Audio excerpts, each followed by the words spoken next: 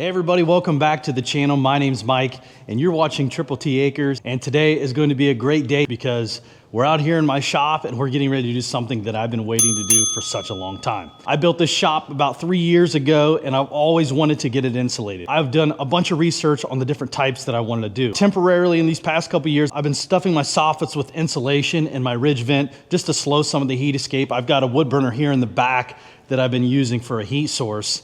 And it's just not enough. I mean, I could get it to about 50 degrees in here. The next thing I was gonna do is I was gonna put a ceiling in here, blow in some insulation above that, just some of that cellulose, and then I was gonna get some of the 2-inch board. And after I did some costs and some figuring, and then just the amount of time that it would take, I found a spray foam company that is actually pretty reasonable. It was really close to the cost it was gonna be for me. I had quotes all over the place. I had quotes from 18,000 all the way down to 6,000. It's pretty wild how they come up with their prices, but either way, do some research and you might be able to find a reasonable deal.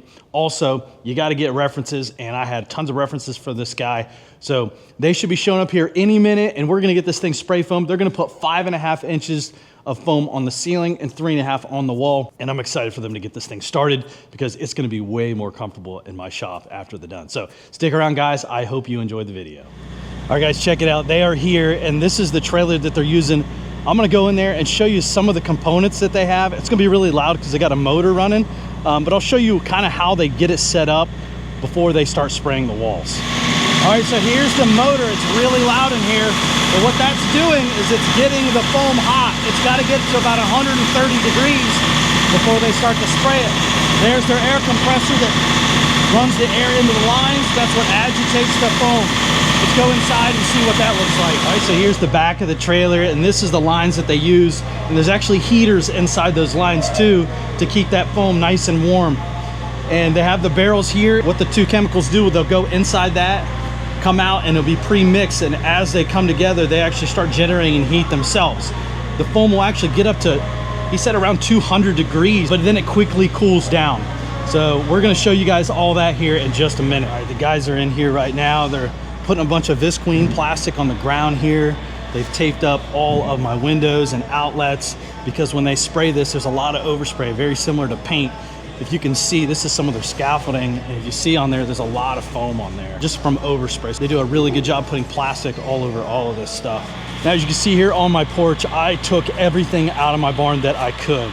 You want to give them as much space as you can because, like I said, the foam is going to be going all over the place. So if you don't empty your barn, they're gonna have to cover this up, and then they're gonna have to work around it.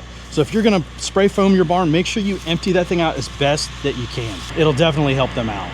Now you see they've got some fiberglass insulation here on the ground, and what they're gonna do is, because my soffits are all vented, they are going to stuff them full of the fiberglass insulation, and then they're gonna spray foam on top of that. And everything on the roof is gonna be sealed off along with the walls. And he's doing a good job right now getting the pipe all covered up because of all that overspray. Now, I was talking to one of the guys here, and he said that there is actually a minimum temperature that you need to have before you go to spray foam your barn. So you need to plan this before winter comes if you cannot control the temperature on the inside yet. He says that you can spray foam as low as 50 degrees. And what ends up happening if you go below 50 degrees is that foam will liquefy when it goes on the wall because it needs to generate that heat. They got the heater that's gonna heat that foam up. As soon as it touches a really cold surface, it starts to have a different reaction. They end up having to use way too much material, and it could cost you a lot extra to get it done. So if you're gonna spray foam your building, make sure that you plan ahead. Try to get some warmer weather. Today, we're in the middle of October here in Ohio, and we got a nice warm spell. It's gonna be about 70 degrees today, which is about perfect for them to do this. So keep that in mind if you're gonna get your building foamed. All right, so what he's doing here is he's spray foaming this vented soffit, and what he did is he added that fiberglass insulation there just to create a buffer between the spray foam and the soffit. Now, the reason why he did this is because that soffit is vented. So if he would have just sprayed directly in that soffit, that spray foam would expand and start coming out the holes on the vents. So what he did is he takes that fiberglass insulation, he folds it up, and then he basically sprays around the edges of it, and it creates like a little glue around it, and then it sets up, and then he continues to fill that cavity. It also prevents him from wasting extra material in the full soffit. So this still creates a very thick barrier and great insulation for this area. So now we're moving over here by the chimney pipe, and he's doing a good job of making sure that he doesn't spray foam too close to that pipe, because spray foam is not really fire resistant. Now it's not real flammable, but they still got to keep that space in between. Now you're going to see here in just a minute, he's going to be adding some special rock wool insulation, which this is fire resistant or fire rated. In the same concept here, he's going to spray the edges of that insulation while he's holding it up there, and then that's going to set up and it's going to create almost like a glue. And then he's going to go all the way around it and make sure that it's seated in there pretty nice. Now another thing that's really good about this is if I ever need to do any maintenance to that pipe or pull it out, I can always pull that insulation out and then stuff it back in there, no problem. But yeah, this is just to be extra safe and make sure we don't have anything touching that pipe.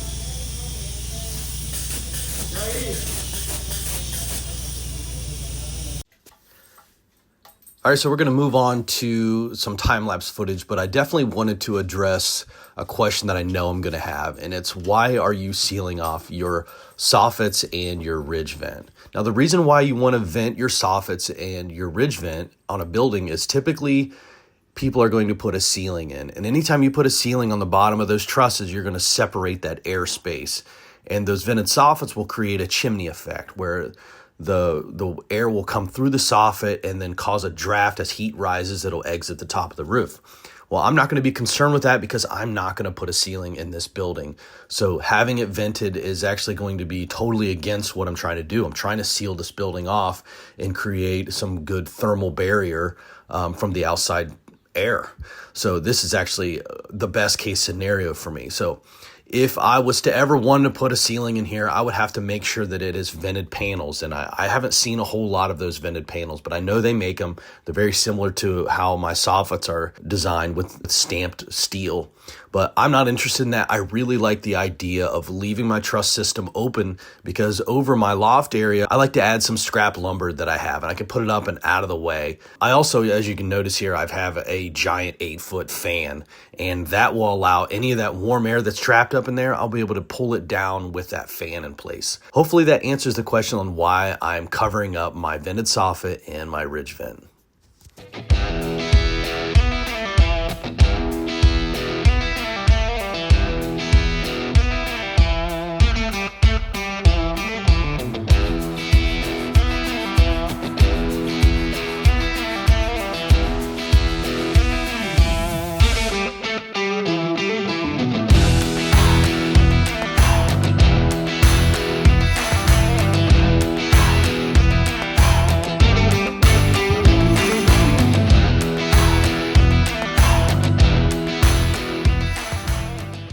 All right, everybody, well, they just finished up with day one and they got all of the ceiling finished up. They were supposed to put about 5.5 inches on the ceiling, and I think they put a little bit more on. They were extra generous with it, and I'm super thankful for that. Now, if you look at the walls too, they were supposed to put 3.5 on the wall, and again, I think they went a little bit generous on that, which is super awesome. They did a great job at making sure everything has covered in plastic because those spray guns create a little bit of overspray and it gets all over everything. And I didn't realize how much it was until I'm looking at the floor here. Go ahead and shine it here on the floor. You can kind of see right here, just it's almost like a dust as that foam hits the ground. So a little pro tip, if you're going to have a spray foam done with your building, you want to get as much stuff out of it as you can. And everything outside of that, they're going to cover up with that plastic. But guys, we're going to catch back up tomorrow where they're going to be starting on the walls. And hopefully we get this thing all finished up tomorrow. And I'm excited for you guys to see the final product. Stick around, guys. All right, guys, it's the next morning and we're getting ready to start on the walls. They've got to get this thing all warmed up. They've got a heater in there because, again, that foam has got to be a certain temperature before they can get started. So they've got an insulated trailer.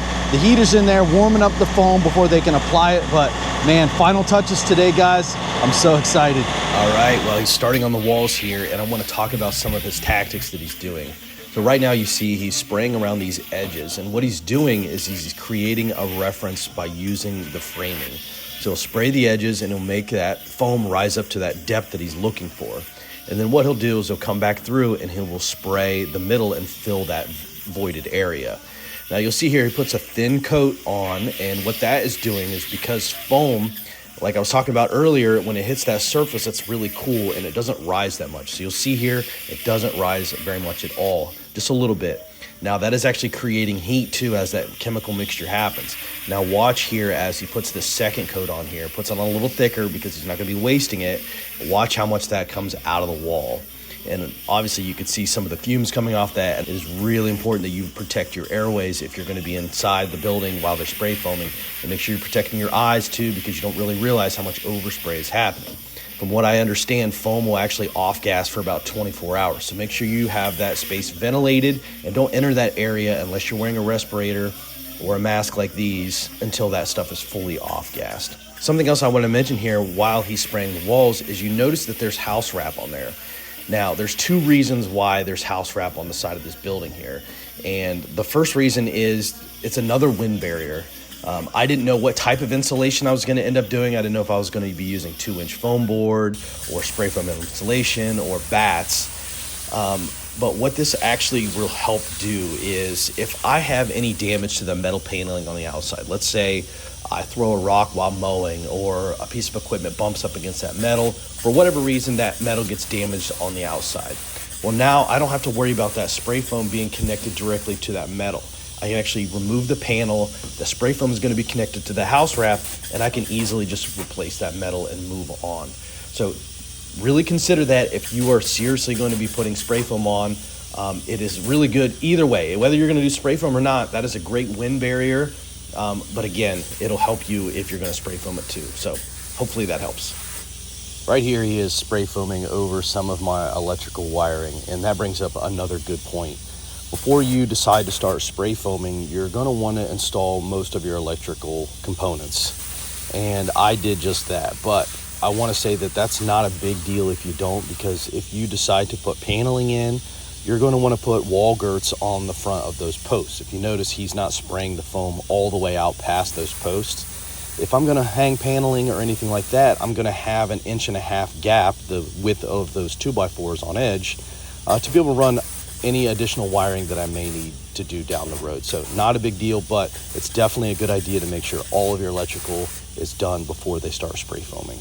Now let's just enjoy some spray foam application on the wall and stick around the end, because I've got some future videos that I'm going to be doing on the spray foam and you're not going to want to miss that.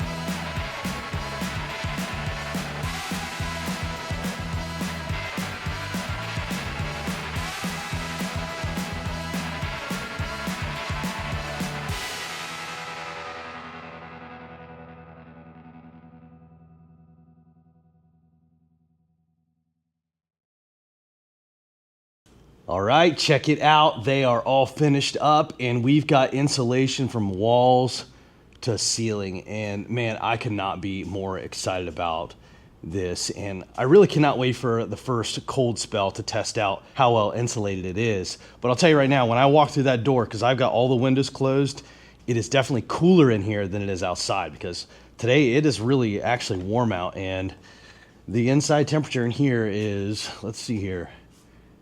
Yeah, it's less than 65, so probably 62 degrees. And the weather app, if I pull it up here, says it is 76 degrees outside. So definitely a big difference in temperature, even when it's warm outside, how well it keeps your coolness in here.